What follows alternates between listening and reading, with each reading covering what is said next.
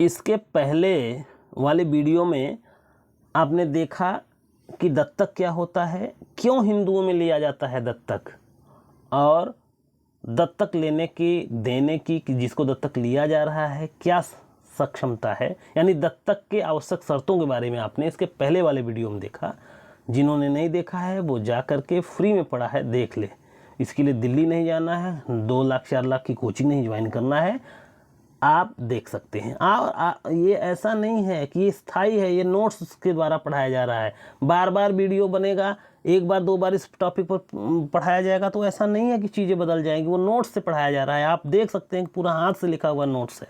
ठीक है, आइए आज का हमारा टॉपिक है दत्तक ग्रहण के परिणाम, इफेक्ट ऑफ एडॉप्शन, दत्तक ग्रहण के परिणाम। धारा 12 में दत्तक ग्रहण के परिणाम के बारे में बताया गया है। आखिरकार दत्तक ग्रहण जब हो जाता है, दत्तक की प्रक्रिया जब पूरी हो जाती है तो उसके परिणाम क्या होते हैं, यही यहाँ जानना है। देखिए, जिस दिन दत्तक बच्चे का लेन देन संपन्न हो जाता है उसी दिन से दत्तक बच्चे का जन्म दत्तक परिवार में मान लिया जाता है, और उसी दिन से उसके सारे संबंध प्राकृतिक परिवार से समाप्त मान लिए जाते हैं। मानो दत्तक बच्चे रूपी पौधे को प्राकृतिक परिवार से समूल उखाड़कर दत्तक लेने वाले परिवार के आंगन में रोप दिया गया हो। ठीक है, यानी जिस तरीके से कभी कभी आप पेड़ का पौधा अपने किसी जगह से लाते हैं उखाड़ करके और अपने घर दरवाजे आदि पर उसको लगा देते हैं, गाड़ देते हैं, ठीक उसी तरीके से दत्तक के मामले में बच्चे को समूल उखाड़ करके उसके नैसर्गिक घर से दत्तक परिवार वाले घर में रोपण कर दिया जाता है।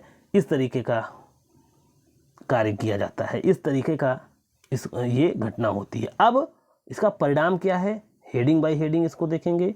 परिणाम है प्राकृतिक परिवार से सारे संबंध समाप्त। दत्तक के पश्चात अपत्य किसी भी प्रयोजन के लिए प्राकृतिक परिवार का अपत्य नहीं रह जाता और प्राकृतिक परिवार से उसकी सारी नातेदारियां समाप्त हो जाती हैं। अधिनियम की धारा 12 में परंतु ए में परंतु बी में इस संबंध में कुछ अपवाद की तरह है। क्या है अपवाद?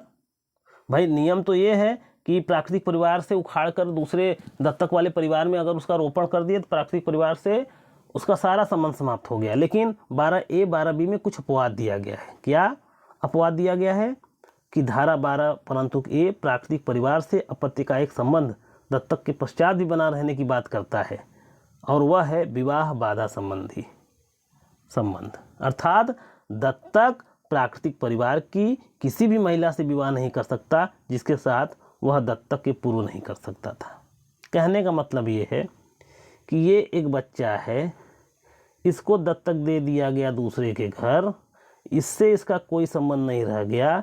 मान लीजिए इसकी यहाँ कोई बहन थी तो इसका मतलब ये थोड़ी है कि अब ये अपने बहन से भी विवाह कर सकता है। विवाह संबंधी बाधा बरकरार रहेगी, कोई संबंध नहीं रहेगा, लेकिन विवाह संबंधी बाधा अभी भी इसकी बनी रहेगी। इसके साथ दूसरा अपवाद क्या है? कोई भी संपत्ति जो दत्तक अपत्य में दत्तक के पूर्व निहित ऐसी संपत्ति की स्वामित्व से संलग्न बाध्यताओं के अधीन अगर कोई हो गया हो, जिसके अंतर्गत कुटुंब का भरण पोषण भी आता है, ऐसी संपत्ति बनी रहेगी। इसका क्या मतलब है? नहीं समझ में आया आपको?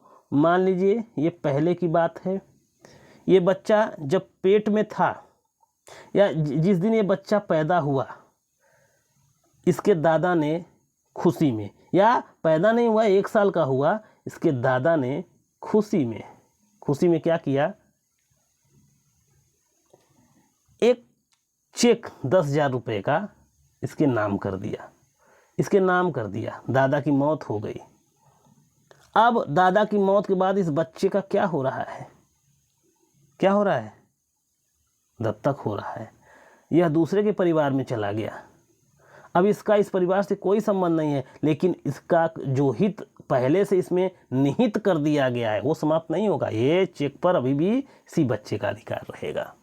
तो कहने का मतलब ये है, तो दत्तक का परिणाम एक ये है कि पुराने परिवार से उसका सारा संबंध समाप्त हो जाता है। लेकिन 2 मामलों में, विवाह संबंध के मामलों में और अगर कोई हित निहित हो गया है उस मामलों में बच्चे के बच्चे का संबंध उस पुराने परिवार से भी बना रहेगा।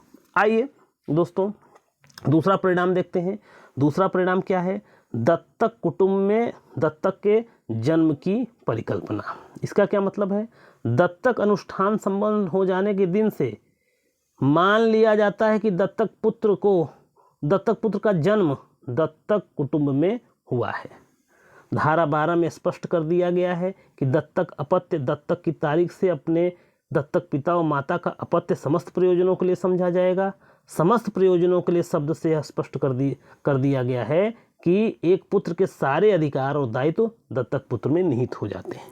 जिस दिन से अनुष्ठान हुआ, जिस दिन से संस्कार किया गया दत्तक ग्रहण का, उसके पश्चात वो मान लिया जाएगा कि जिसने दत्तक लिया है वह उसका पिता हो गया, वो माता उसकी माता हो गई, और जो एक पुत्र का अधिकार होता है, जो एक पुत्र का कर्तव्य होता है, पूरी तरीके से दत्तक पुत्र में समाहित हो जाता है। लेकिन अब यहाँ देखना है धारा 12 परंतु सी भी इसके साथ ही पढ़ना है। क्या? दत्तक तथा भरण पोषण अधिनियम की धारा 12 सी के अनुसार दत्तक अपत्य किसी व्यक्ति को उस संपदा से निरर्कित नहीं करेगा जो उस व्यक्ति में दत्तक के पूर्व निहित हो गई है। फिर वही कहानी, अर्थात दत्तक के पूर्व जो भी संपत्ति जिस भी व्यक्ति में निहित हो गई है वह उसी में निहित रहेगी, उसे निरर्कित नहीं किया जाएगा।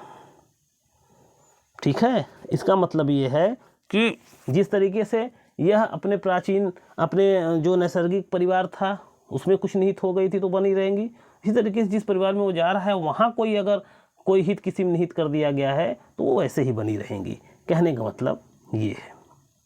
अगला है, दत्तक एक बार अनुष्ठापित होने पर अंतिम और अप्रतिसंहरणीय होता है।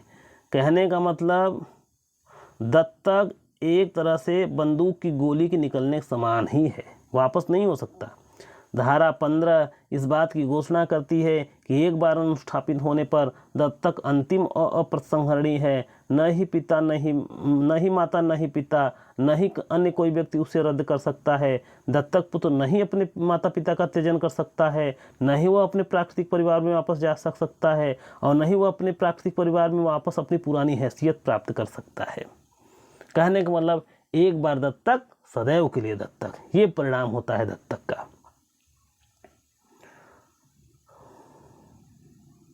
तो इस तरीके से आपने देखा कि दत्तक ग्रहण के क्या क्या परिणाम हैं।